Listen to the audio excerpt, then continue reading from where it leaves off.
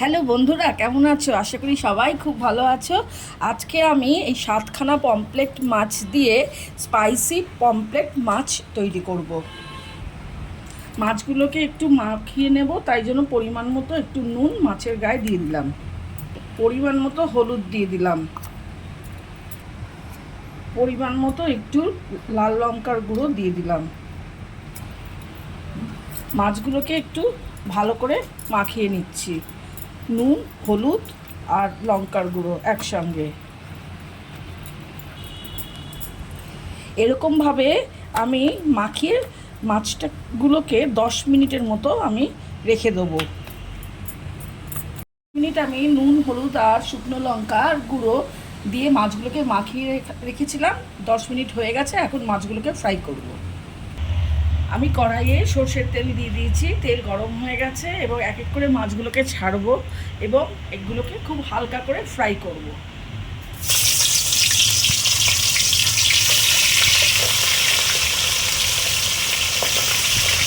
মাছটা ফ্রাই হচ্ছে, একদিকটা ফ্রাই হোক, ফ্রাই হলে নেক্সট দিকটা আমি উল্টিয়ে দেবো। যখন উল্টাবো তখন গ্যাসের ফ্লেমটা একটু লো করব। মাছগুলোর একটা পিস প্রায় ভাজা হয়ে গেছে, উল্টিয়ে দেখি।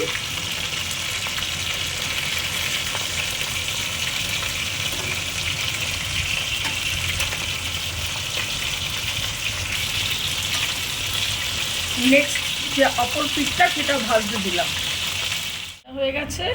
এখন ওই তেলেই আমি মশলাগুলো সব দেব। প্রথমে একটু কালো জিরে দিয়ে দিচ্ছি, দুটো শুকনো লঙ্কা দিচ্ছি, দুটো বড় সাইজের পেঁয়াজ কেটে তারপরে তাকে মিক্সিতে ব্লেন্ড করে সেই পেঁয়াজগুলো আমি এর মধ্যে দিয়ে দিলাম। 2 চামচ আদা রসুনের পেস্টও দিয়ে দিলাম। ভালো করে নাড়াচাড়া করব, মশলাটাকে কষাবো। পেঁয়াজ, আদা, রসুন, কাঁচা লঙ্কা আর কালো জিরের ফোড়ন দিয়েছিলাম, এটা ভালো করে ভাজছি। এটা হতে হতে আমি এর মধ্যে পরিমাণ মতো একটু নুন দিয়ে দিলাম। পেঁয়াজ, আদা, রসুন বেশ ভাজা ভাজা হয়ে গেছে। এরপরে গ্যাসের ফ্লেমটাকে একটু লো করে আমি এর মধ্যে 2 চামচ ধনের গুঁড়ো, 1 চামচ জিরের গুঁড়ো, 1 চামচের থেকে একটু কম লঙ্কার গুঁড়ো আর 1 চামচ হলুদের গুঁড়ো দিয়ে দিলাম। এবার আবার ভাজা ভাজা একটু করব, তার সঙ্গে সামান্য একটু জল অ্যাড করছি। অল্প অল্প জল অ্যাড করে আমি এই মশলাগুলোকে কষিয়ে নিচ্ছি। মশলাটা কষানো হয়ে গেছে, এখন 3 স্পুন আমি টমেটো সস এর সঙ্গে অ্যাড করছি। টমেটো সস ভালো করে এর সঙ্গে মিশাচ্ছি। কষানোর পরে লাস্টে আমি একটু গরম মশলা দিয়ে দিচ্ছি।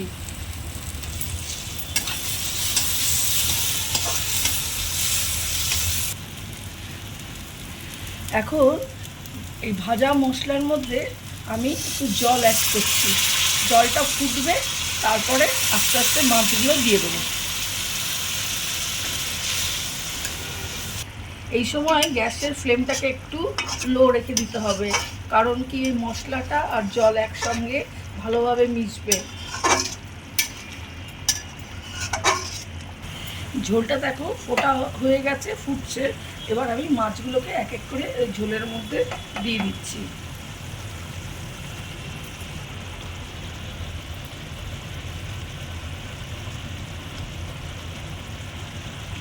মাছটা হতে থাক, তারপরে তোমাদের সঙ্গে আমি ওই 3 থেকে 4 মিনিট পরে আবার দেখা করছি। আমার স্পাইসি পমফ্রেট মাছের রেডি হয়ে গেছে। এখন আমি প্লেটের মধ্যে সব মাছগুলোকে সুন্দর করে সাজিয়ে রাখছি।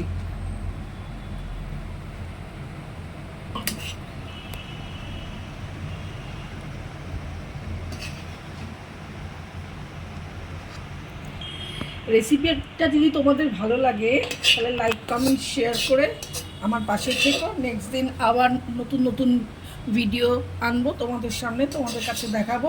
ততক্ষণের জন্য ভালো থেকো, সুস্থ থেকো, বাই।